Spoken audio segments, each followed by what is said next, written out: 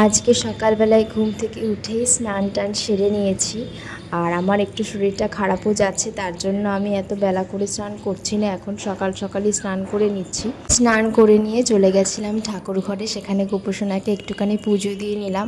আমার কয়েকদিন ধরেই জ্বর, তো শরীরটা একদমই ভালো যাচ্ছে না, সেরকম করে ভিডিও বানাতেও পারছি না, আর ভিডিও সেরকমভাবে দেওয়াও হচ্ছে না। মোটামুটি তোমাদের সাথে আমি মাঝের মধ্যে ভিডিও শেয়ার করে থাকি, কিন্তু এর মধ্যে একটা ভিডিও শেয়ার করতে পারিনি শরীর খারাপের কারণেই। আর তারপর আমি চলে গেছিলাম পড়াতে। আর যেহেতু ছিল টিচার্স ডে, সব বাচ্চারা আমাকে ভালোবেসে কিছু উপহার দিয়েছিল, আর এটা আমার জীবনের সব থেকে সুন্দর এবং সব থেকে সেরা উপহার এইগুলো। আর আজকে দুপুরবেলায় আমি একটু খাওয়া দাওয়া করে একটু বিশ্রাম নিয়েছিলাম। শরীরটা আবারও দুপুরবেলা থেকে একটু খারাপ খারাপ করছিল, মানে জ্বর উঠছে আর নামছে, খুব একটা ভালো যাচ্ছে না।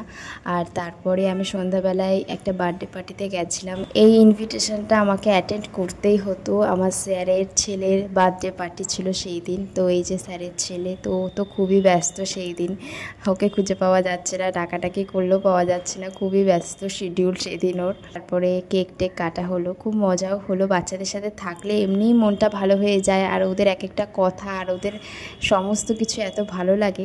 তারপর আমরা সবাই মিলে ওর কেক কাটিংটা এনজয় করলাম। বাচ্চারা অনেক রকমের খেলা করছিল, অনেক রকমের নাচ গান আবৃত্তি, ওদের প্রত্যেকটা মুভমেন্ট এত মজা আর এত এক্সাইটেড লাগে দেখতে, সত্যিই খুব ভালো লাগে। সন্ধ্যাটা খুব সুন্দর করে কেটে গেল। আর বাড়িতে এসে দেখলাম গুবলু আমার মায়ের কাছে বকা খাচ্ছে, তো সেইটা আরেকটা মজার জিনিস, তো সেটা তোমাদের সাথে শেয়ার করলাম।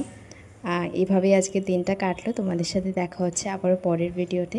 যদি ভিডিওগুলো ভালো লাগে একটা লাইক করে দিও আর চ্যানেলটা সাবস্ক্রাইব করো।